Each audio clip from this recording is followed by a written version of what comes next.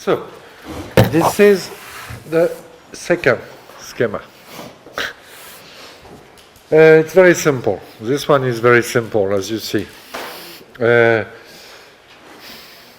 is about a very simple idea that the tableau has a lot to do with composition. In 19th century, the two words were even more or less synonymous.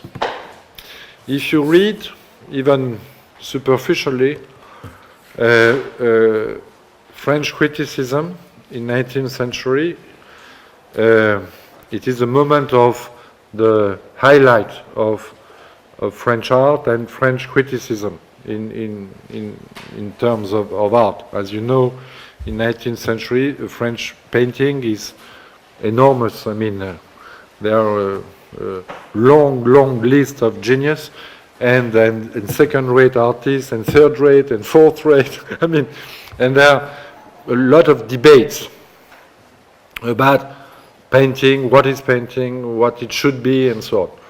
So there are thousands of texts. It is a time of the salon. You know what are the salons,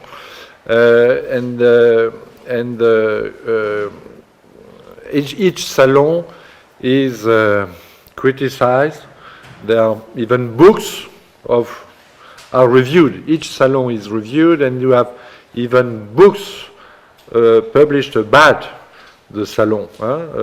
A critic will publish a special book about such or such salon.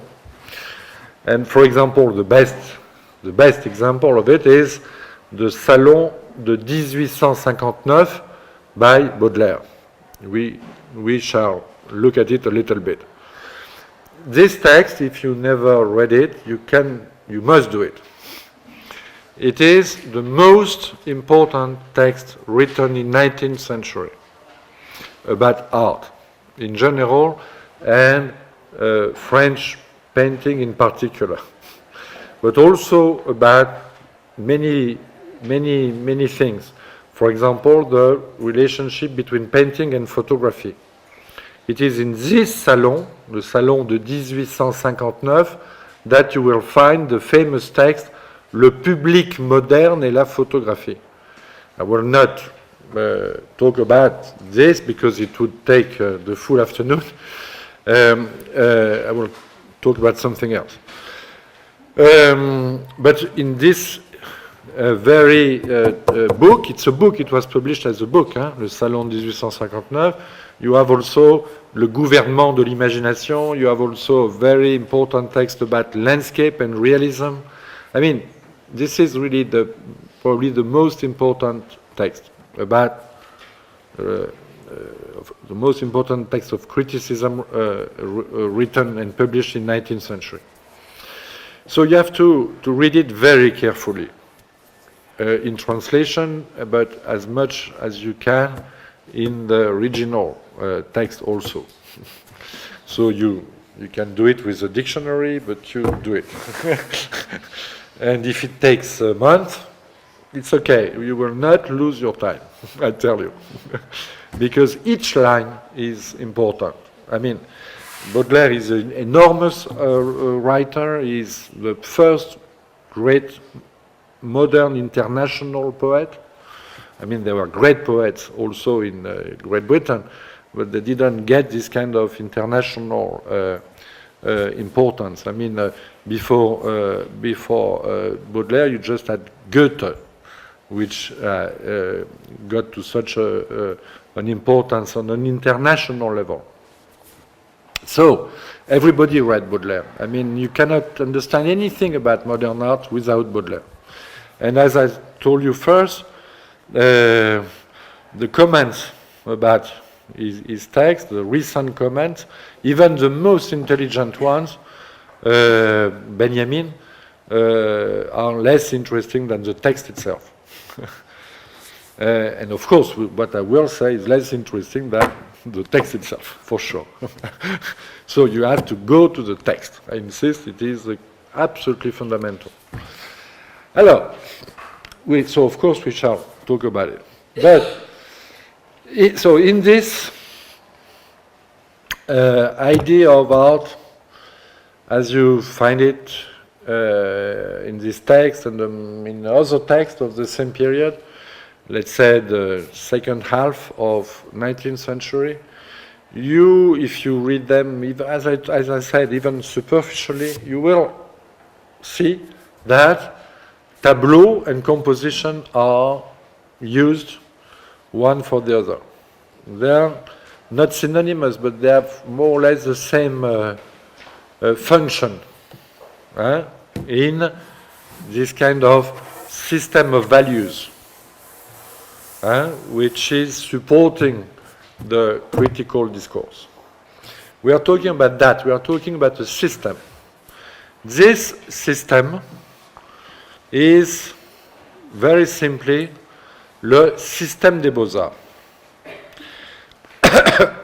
This system was very strong in France, more than in any other country. For example, if you read the British, this system is coming from Italy. I will not tell you the full story of the Système des Beaux-Arts because it would be too long. But to put it very simply, this system started with the invention of the Academy in Italy. Everything comes from Italy in the theory of painting, in the European theory of painting. So it started with the creation of the academies in Florence, in Firenze, and then Roma and so on. Then it went to France. As soon as in the 16th century you had a kind of very close connection between these two countries.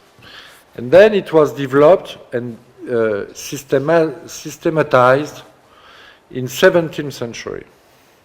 And then in 18th century, as you know, French painting and French language was totally dominant, as English now. Everybody was speaking French. It was for the Russian, for the German, everywhere the language of the normal language. People were, even in their family, people were talking French. And in 18th century, so you have all these major painters. The most famous now are Watteau, Chardin, and so on.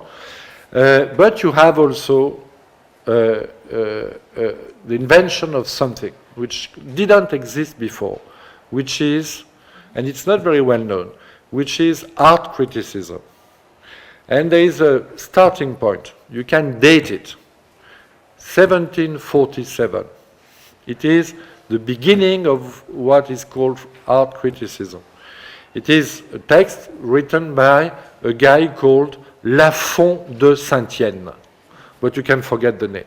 It's not important. Just remember the date. 1747. Because for the first time, somebody wrote a review about a salon. That's the beginning of modern art criticism. It means that an amateur is saying what he thinks about contemporary works exhibited. Contemporary works presented, and that's the key point, to the public. It is the invention of art for the public. Of course, this public is limited. It's not the public of today. It is a bourgeois public. But it is a public. It means that it's not art only for the powerful people. It's not only art for aristocracy. It's not only art for a religion. It's art for a public, a general public. And a public of people who can say what they think, what they like, what they dislike, and they can debate about it. Because that's what art criticism is about. Debating about art, debating about the taste. What is good, what is bad, and why. for us it's obvious, but it didn't exist before 1747. There was not the institution for that.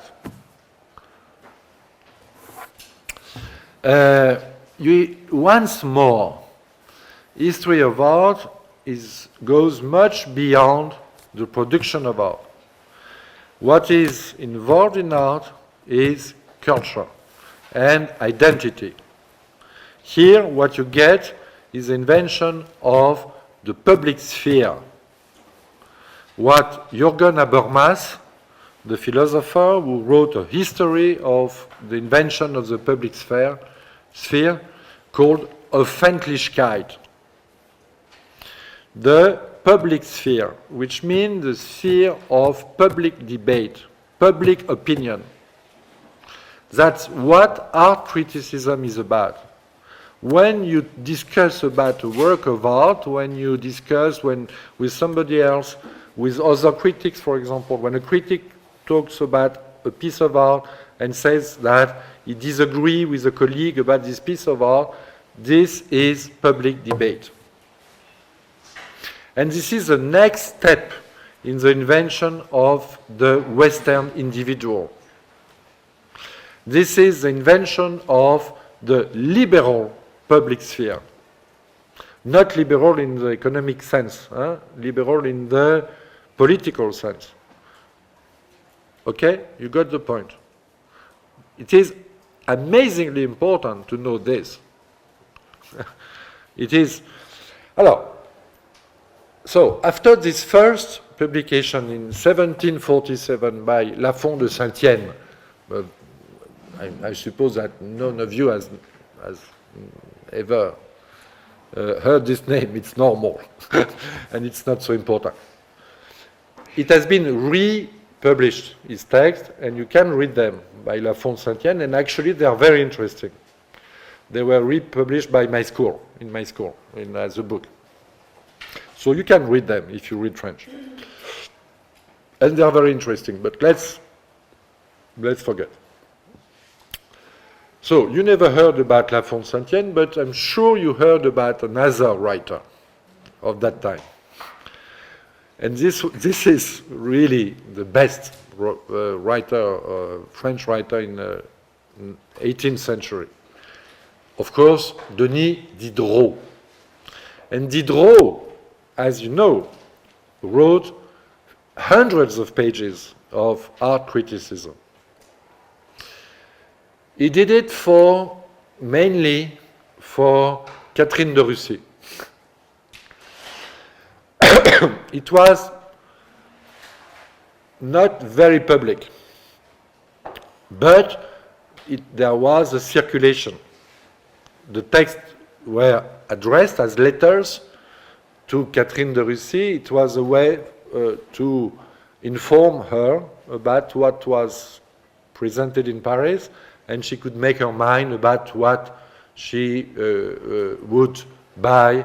And it's why also you have these wonderful collections of art in St. Petersburg today. It comes from that time. But these texts had a wider circulation. And they are very important because they are written by a major writer. So a major writer, who was also, as you know, the chief of the encyclopedia, it's not nothing, the major writer wrote about art. So, of course, the idea of art criticism got a kind of huge prestige. And after Diderot, many writers, many major writers in France did the same. They wrote about art. And of course, the major one in 19th century is Baudelaire. But Zola also did it. Théophile Gautier did it. Many. It's very specific. And there is no equivalent anywhere in the world, of course. It is so specific that, for example, if you read Reynolds, who is very interesting, I hope you know Reynolds, being British, you will see that Reynolds, when he created the academy in this country, did it with this idea of an art for the public, with the model of French culture. So, you understand why Tableau was more or less synonymous of composition. Why? Because I told you this morning that composition is dealing with elements. But composition is also, first of all, dealing with storytelling. Storytelling, and when there is no storytelling, composition is an organization of elements which have more or less the same value in the visual field of the painting or the tableau as the verbal elements in a text. So you compose a tableau the same way you write a text, in a way. I go very fast to give you the main points. Of course, it should be nuanced, of course. So it's why Tableau and composition are related. And in this système des Beaux-Arts, as you know, there is a very strong hierarchy of the genre. And on the top of the hierarchy, you understand hierarchy? I pronounce it well, okay? Hierarchy, you have the tableau d'histoire. You know this. History painting, yes. History painting. And at the very bottom, you have nature morte, still life. I showed you still life because, of course, it's when there is no story or the smallest story that you get the essence of composition. So you have a kind of paradox there, which is fascinating and which is so important to understand modern art. Until now, that composition has to do with history, with this hierarchy, has to do with storytelling and so on, but at the same time it has to do with arranging elements in a kind of way where the content disappears, and then what you get the nature morte, you get the object. So the nature morte is the art for art's sake, because there is no, the art of composition for itself. It is where the art of composition becomes the purest, because in a way the content disappears, or the content becomes nothing. You know, just few objects. What does it say? You know, you look at a painting by Chardin, what does it say? It is just few objects. Color, light, arrangement. No? So this is the formal definition of composition. Okay? So you see, composition goes from one extreme to another, in a way. From the grandiose of history to the nothingness of an arrangement of objects. And why does it go from that extreme from one extreme to another? Because this system of Beaux-Arts in 18th century becomes bourgeois. That's as simple as this. And in the bourgeois culture, you have history, but you have also everyday life. And the object is about everyday life. And composition will be about history with a big H, but also about composing, putting together objects as you do it in everyday life. Okay? It's why, between parentheses, I wrote construction. Because construction is used very early as a synonymous of composition, much before the constructivist idea or in 20th century art. Everybody was speaking about construction to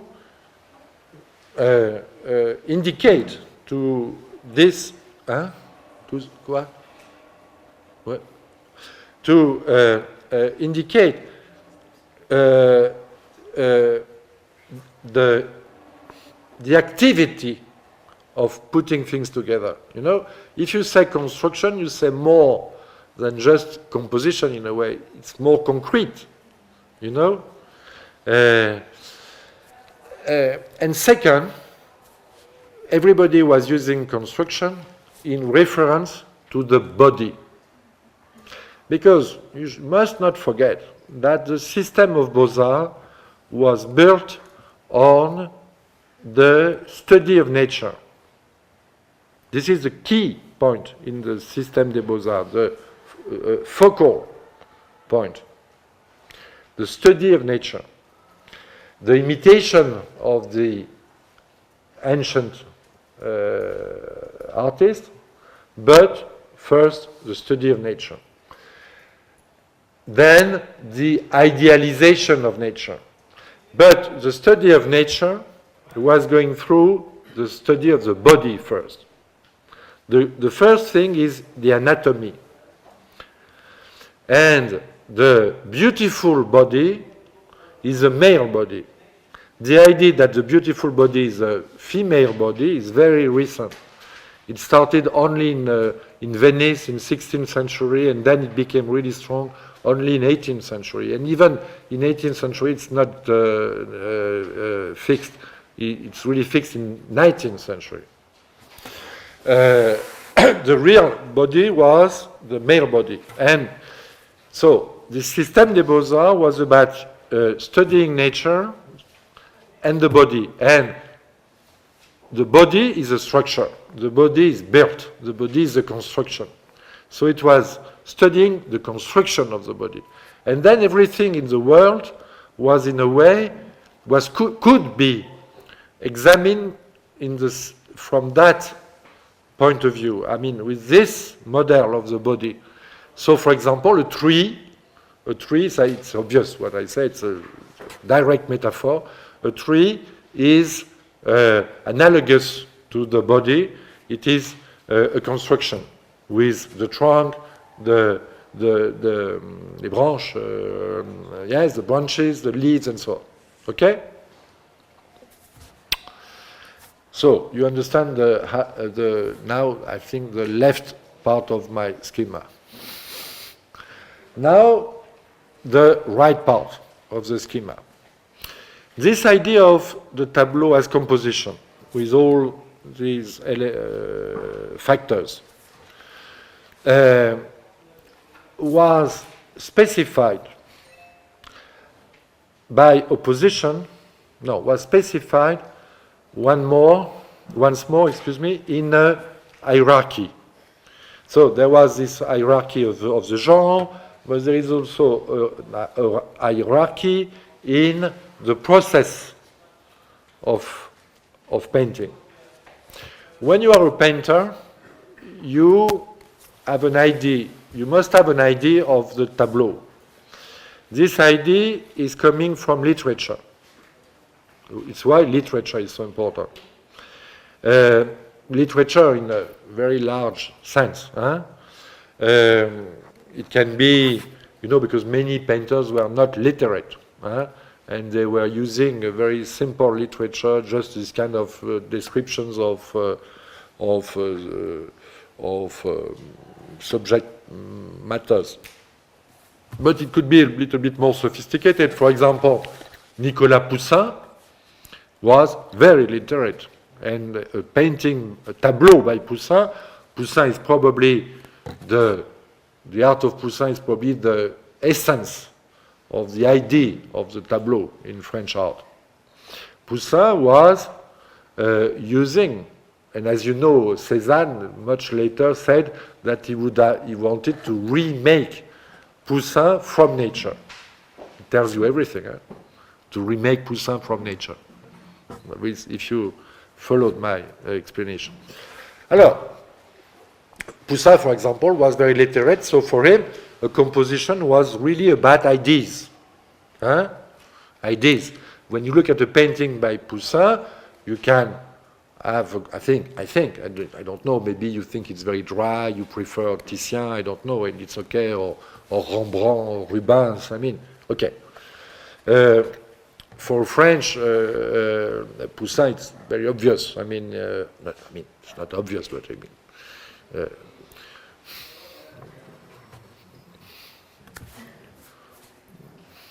you can understand quite easily. It's about you can appreciate it without knowing at the end what is going on. But it's a pity because there is really something going on in the painting, and there is not only a story; there are also ideas, philosophical ideas. It is Poussin was named the painter philosopher. He is a type of the painter philosopher. So, if you have this, let's say, ambitious idea of the tableau, it's about an idea. It's about a story and ideas, not on ideas. Ideas. A story. There is something happening, and ideas. If so, the tableau is complex. It is embodying this story and these ideas. And the tableau is there. There is really a tableau when the story and the ideas are completely embodied. When there is a kind of accomplishment. Yes, I think accomplishment is a good word. Of this process. And so everything else where there is not this accomplishment is less valuable. So you see you have a new hierarchy there. So the tableau is the end of the aim and the end of the process. But to get to that point of accomplishment, there is a long way. So, for example, you will draw a first sketch of the composition, which means of the narrative and of the way this narrative will express the ideas you are working to produce. Okay? So this is a sketch, you see? It's a simple sketch, and there can be many sketches, but a sketch is not a tableau. And a sketch can be on a piece of paper, small piece of paper, just a simple drawing. It can be on a canvas. It can be as large as the painting at the end, but it's always a sketch. And the sketch is not the finished tableau, the finished composition. And then you can do studies. Studies, it's different. It's not about the whole composition, the overall composition. It's about some specific points in the composition, some parts or details. For example, you will have a study of one figure in a painter. For example, the extreme of it is Ingres. Ingres, it's crazy. For a painting with, I don't know, 15 figures, you will have a study of each figure. And you will have 15 studies of the 15 figures, and then the composition at the end is a combination of all these studies. And you feel it in the tableau. It looks a little bit strange, but this strangeness makes the quality of the painting, of course, because there is something so artificial in a way that with our taste, with our modern taste, we enjoy it. We enjoy this kind of artificiality. Okay? So, you see what is a study. So, a tableau is different, as I wrote it, from the studies and the sketches. Okay? So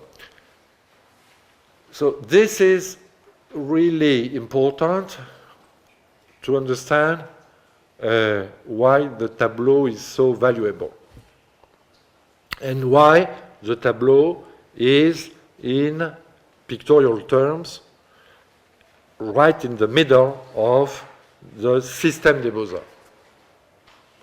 Do you have any question? Is it clear? No question? Good. Alors, voilà. This is an example of a tableau.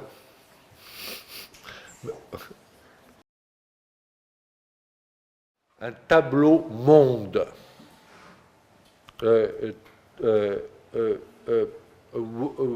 Alors, not a world picture, a picture world. We are living in the time of the world picture. This is not the world picture. It is the picture world, or the tableau world. Let's say tableau world.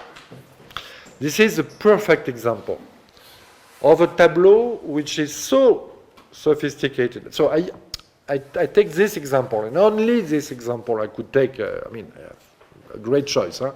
I take this one, why? Because, for many reasons.